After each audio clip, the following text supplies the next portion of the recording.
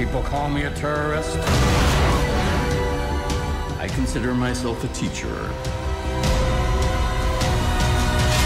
Lesson number 1. Heroes. There is no such thing.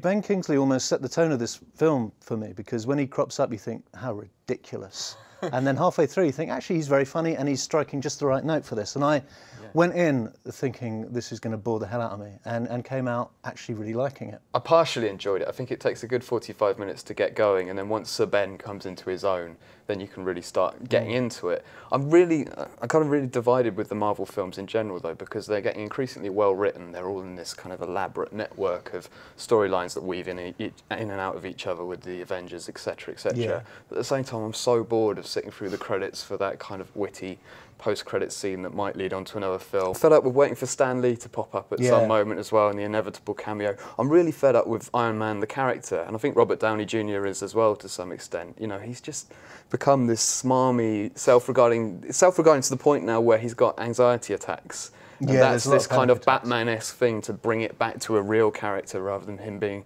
a superhero. And there's just so many elements of the franchise and Marvel Comics films in general that I'm bored of. It's difficult to watch even a good film like this, which it is, it's undoubtedly a good film, and actually take enjoyment from it. I thought it was a good film in that I think Downey Jr. is a great casting choice, and an unlikely casting choice for the role of a costume-armoured superhero. But he does it very well, and I thought it was funny. It's got a kind of a rueful, wry, kind of playful quality to it that I really enjoyed. Even if this is more lighthearted than, say, Thor or Captain America, I just think, what's the point in watching this? I know exactly where this is going to end, and it's going to end with him triumphant, as a superhero story should. But if you see enough of them back to back, without any kind of threat or peril in them, there's no thrill for me. I know exactly what you mean, but isn't, you know, you're basically writing off 99% of all mainstream film entertainment if you go along with that. You know, the Western John Wayne is always going to triumph. No, I get that, but I think when you have someone like Shane Black who did Kiss Kiss Bang Bang, you wonder maybe is he going to throw a giant spanner in the works and give you something really shocking and exciting. Like Joss Whedon did with the Avengers to a certain extent. There was a major character in that was killed off, which the fans certainly weren't expecting.